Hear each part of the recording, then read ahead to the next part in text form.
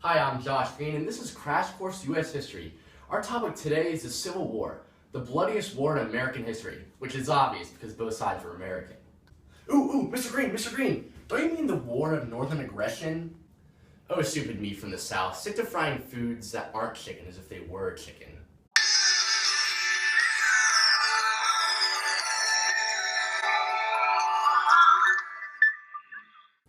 Alright, let's start from the beginning. My man Abe, a free solar from the Republican Party, is elected president in 1860. And after that, he basically started the whole war. Oh no, looks like we have the ghost of Stonewall Jackson here. Who let him in? States' rights! Was the it South you? will rise again! I'm a Stonewall! Go away, Stonewall Jackson.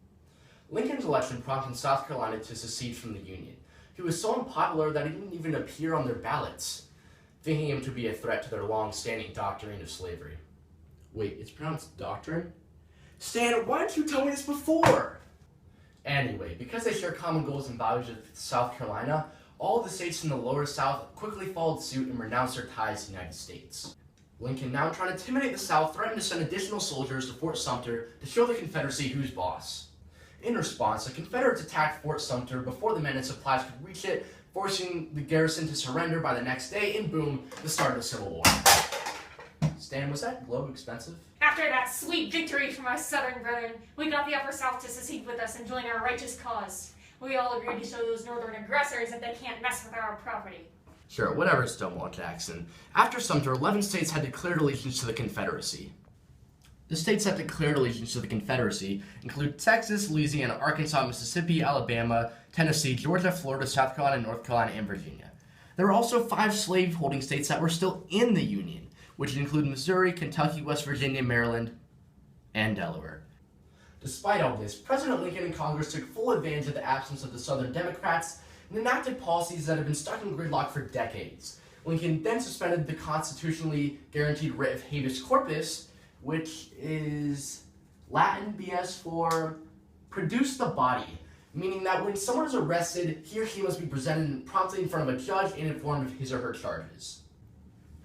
He copied Jeff Davis! Oh, Stonewall Jackson. Although both presidents did suspend the writ of habeas corpus, Lincoln actually did it a year before Davis, so he didn't copy him. I mean, we don't call him Honest Abe for nothing. Unionist sympathizers in the North and Confederate sympathizers in the South were targets of both of these orders, and both presidents received criticism for abuse of power, especially Lincoln, where his actions were declared unconstitutional by the Supreme Court in the court case Ex parte Merryman, which he ignored. So now both nations were preparing to go to war, although they were relatively unprepared for it, so both scrambled to assemble their armies. The first battle of the war happened 25 miles outside of D.C., known as the First Battle of Bull Run. Let's go to the thought bubble. In the First Battle of Bull Run, former classmates Union General McDowell and Confederate General Beauregard dueled it out. After the Confederacy received some reinforcements, the North retreated. Lincoln, feeling that McDowell's performance was subpar, replaced him with McClellan.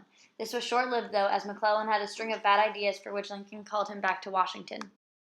Thanks, Thought Bubble. Lee, now taking advantage of McClellan's absence, marched north to threaten the Union's capital of D.C., while picking up needed supplies to bring back to Richmond. This campaign again was a success as newly appointed General Robert E. Lee of Virginia was able to capture western Maryland.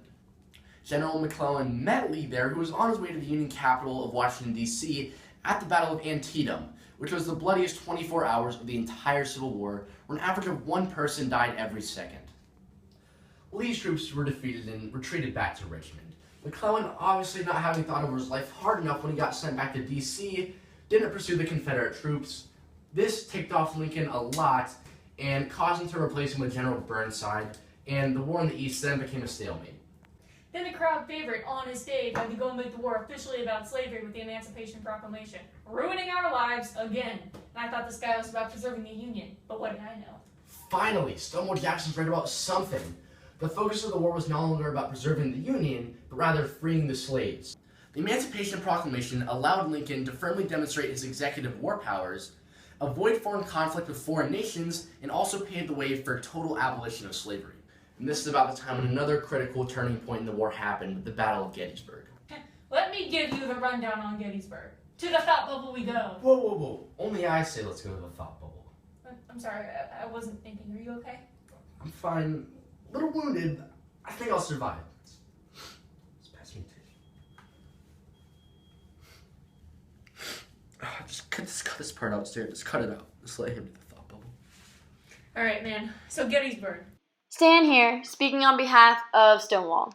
General Lee, such a cool guy by the way, takes his troops north, like really north, like the most north yet so far, and he attacks the Union flanks with 15,000 men, known as Pickett's Charge. Not to mention, it's like the hottest day of the year, early July, just imagine. But no, the Union had to receive reinforcements right when the Confederacy thought they had it in the bag. Lee withdrew. Meade didn't follow up but kept the Confederates on defense. The Union rejoiced. Lincoln, after visiting the battlegrounds and seeing the enormous loss of life from both sides, graces the world with an entire paragraph, the Gettysburg Address. This address was a rallying cry to the Union, designed to lift spirits and prepare the nation for the duration of the war, and calling for the Union to finish what they've started so all these deaths serve a larger purpose. Alright, I'm back. Hopefully Stonewall Jackson presented that in an unbiased way. Now let me tell you about another Union victory, Vicksburg. Vicksburg was fought on the Western Front. Gunboats and supply ships ran past the Confederate batteries down the Mississippi River to support General Grant. Grant then took his troops into a semicircle. Let me illustrate. After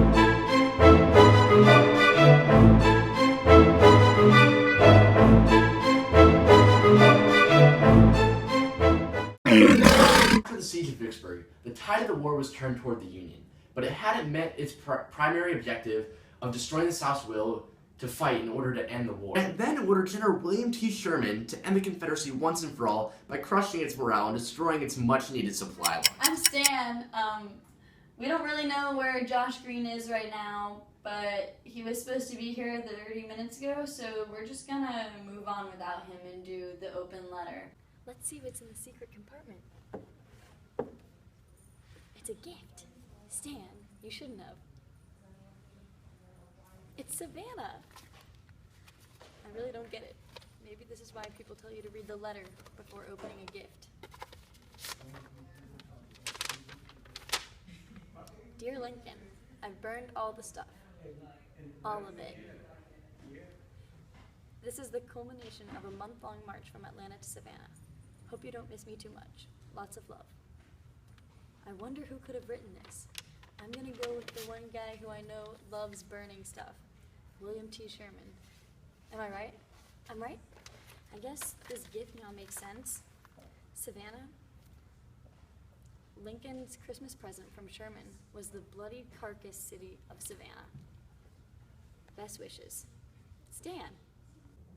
Sherman then embarked on a month-and-a-half-long march to the sea from Atlanta to Savannah, utilizing the tactic of total war, which in short was destroying everything in their path. Now going back to Lincoln's re-election, it wasn't just a simple walk in the park. Although he was the incumbent, he faced a fellow Republican candidate as well as a Northern Democrat. The timing was a saving grace, as Sherman's recent capture of Atlanta was highly favored among Union citizens, and his new policy of allowing active soldiers to vote in the war sealed his victory.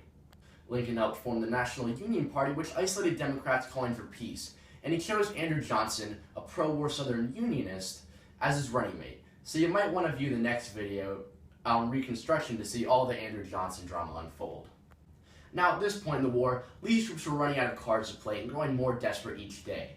When General Grant finally entered the Confederate capital at Richmond, he tore down the stars and bars and put up the stars and stripes. Take that, Stonewall Jackson. Lee then tried to make a last-ditch effort to escape, but Grant's troops cut off all the escape routes and Lee was forced to surrender at the Appomattox Courthouse in Virginia. Grant and Lee agreed on friendly terms of surrender, where the Confederate troops got to at least leave with their dignity and the Union wouldn't blow any of their bugles signifying they defeated the Confederacy. What great friends Grant and Lee are. But this really goes to show that the war was a war that pitted brother against brother and often brought out the worst in each side. It's unlikely that anything exemplifies this better than the conditions at Andersonville, a prison of war camp located in Georgia that confined captured Union soldiers. Here conditions were beyond brutal, where prisoners were living in their own waste. An average of 3,000 prisoners died every month. The Union was furious upon learning about the squalor, but it was actually their policy of not exchanging POWs that forced the Confederacy to overflow their prison camps. Those darn Yankees! What, those little Nancy's couldn't even stand a little hardship? And you, Josh Green, couldn't even mention my tragic death. Well, technically you weren't even supposed to be in the studio, so I thought I'd get back at you by not mentioning you at all. I suppose I will deliver my own eulogy.